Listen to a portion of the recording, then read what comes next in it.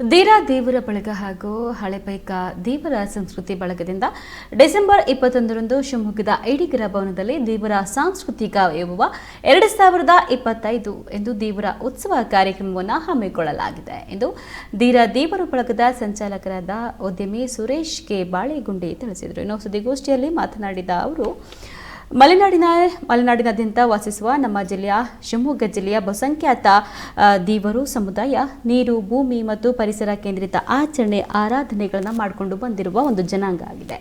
ಹಸೆ ಚಿತ್ತಾರ ನಮ್ಮ ಸಮುದಾಯದ ಅಸ್ಮಿತೆ ಆಗಿದೆ. ಇದೀಗ ಪಂಗಡದ ಸಹಜಾತಿಯಾಗಿರುವ ದೇವರಲ್ಲಿ ವಿಶಿಷ್ಟ ಕಲೆ ಸಂಸ್ಕೃತಿ ಇದೆ. ಈ ಶ್ರೀಮಂತ ಪರಂಪರೆಯನ್ನು ಉಳಿಸಿ ಬೆಳೆಸುವಲ್ಲಿ ನಮ್ಮ ಸಂಘಟನೆಗಳು ಕಳೆದ 10 ವರ್ಷಗಳಿಂದ ಸಮುದಾಯದ ಕೆಲಸ ಮಾಡಿಕೊಂಡು ಬರ್ತಾ ಇವೆ.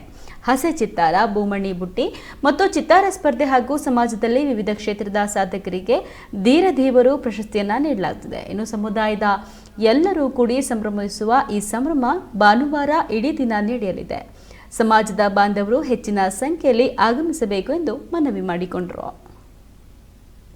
ಸಂಖ್ಯೆಯನ್ನು ಹೊಂದಿರತಕ್ಕಂಥ ನಮ್ಮ ಜಾತಿ ಇದು. ವಿಶೇಷವಾಗಿ ನೀರನ್ನು, ನಿಸರ್ಗವನ್ನು ಪೂಜೆ ಮಾಡ್ಕೊಂಡು ಬಂದಿರತಕ್ಕಂಥ ಜನಾಂಗ ನಮ್ಮದು.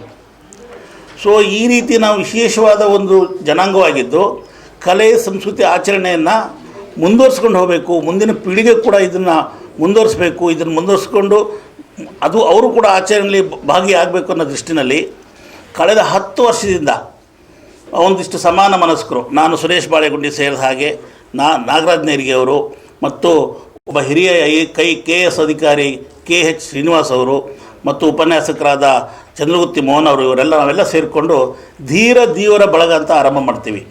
ಧೀರ ದೇವರ ಬಳಗ ಅಂತ ಆರಂಭ ಮಾಡಿ ಈ ಸಮಾಜದಲ್ಲಿ ದುಡಿದಂಥವ್ರನ್ನ ಗುರುತಿಸಕ್ಕಂಥದ್ದು. ಮತ್ತು ನಮ್ಮದು ವಿಶೇಷವಾದ ಕಲೆ ಇದೆ, ಅದು ಹಸೆ ಚಿತ್ತಾರ.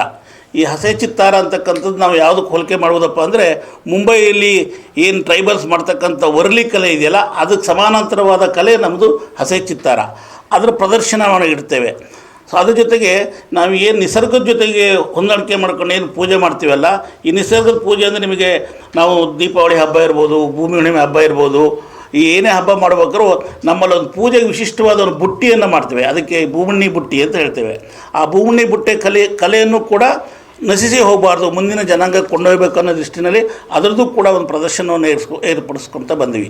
ಕಳೆದ 10 ವರ್ಷದಿಂದ ವಿವಿಧ ಜಾಗಗಳಲ್ಲಿ ಕಲೆಯನ್ನು, ಈ ಒಂದು ಸಮಾರಂಭವನ್ನು ಏರ್ಪಡಿಸ್ಕೊಂಡು ಬರ್ತದೆ.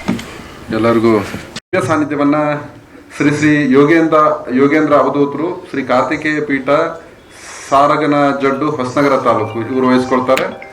ಜೊತೆಗೆ ನಮ್ಮ ಶ್ರೀ ರೇಣುಕಾನಂದ ಸ್ವಾಮೀಜಿಯವರು ಕೂಡ ಬ್ರಹ್ಮ ಶ್ರೀ ನಾರಾಯಣ ಗುರು ಮಹಾಸಂಸ್ಥಾನ ಮಠ ನಿಟ್ಟೂರು, ಇವರು ಕೂಡ 2 ಜನ ಪೂಜ್ಯರ ಸನ್ನಿಧಿಯಲ್ಲಿ ದಿವ್ಯ ಸಾನ್ನಿಧ್ಯದಲ್ಲಿ ಕಾರ್ಯಕ್ರಮ ನಡೆಯಲಿದೆ. ಅದಕ್ಕೆ ಶುಭ ಚಾಲನೆಯನ್ನು ಮಾನ್ಯ ಸಚಿವರಾದಂಥ ಮಧು ಬಂಗಾರಪ್ಪನವರು ಮತ್ತು ಜಿಲ್ಲಾ ಉಸ್ತುವಾರಿ ಸಚಿವರು ಕೂಡ ಹೌದು, ಶಾಲಾ ಶಿಕ್ಷಣ ಮತ್ತು ಸಾಕ್ಷರತಾ ಇಲಾಖೆ ಅವರ ಒಂದು ಚಾಲನೆಯಲ್ಲಿ ಮುಖ್ಯ ಅತಿಥಿಗಳಾಗಿ ಬೇಳೂರು ಗೋಪಾಲಕೃಷ್ಣ ಶಾಸಕರು ಸಾಗರ ಮತ್ತು ಮಾಜಿ ಶಾಸಕರಾದಂಥ ಶ್ರೀ ಹರ್ತಾಳ ಹಾಲಪ್ಪನವರು,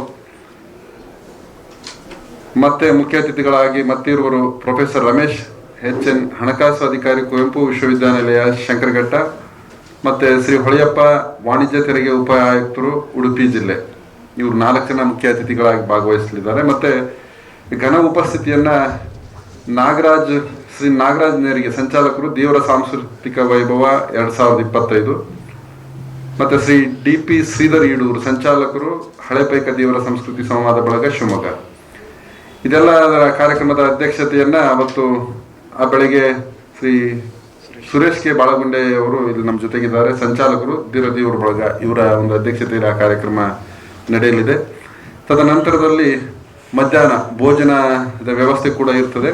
ಭೋಜನ ನಂತರದಲ್ಲಿ ಧೀರ ದೇವರ ಪುರಸ್ಕಾರ ಮತ್ತು ರಾಜ್ಯ ಮಟ್ಟದ ಚಿತ್ತಾರಗಿತ್ತಿ ಪ್ರಶಸ್ತಿ ಪ್ರದಾನ ಸಮಾರಂಭದ ಒಂದು ಅಡಿಯಲ್ಲಿ, ಆ ಒಂದು ಹೆಸರಿನ ಅಡಿಯಲ್ಲಿ ಆ ಕಾರ್ಯಕ್ರಮ ನಡೀತದೆ.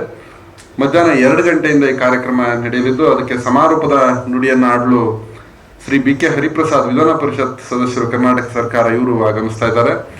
ಮತ್ತೆ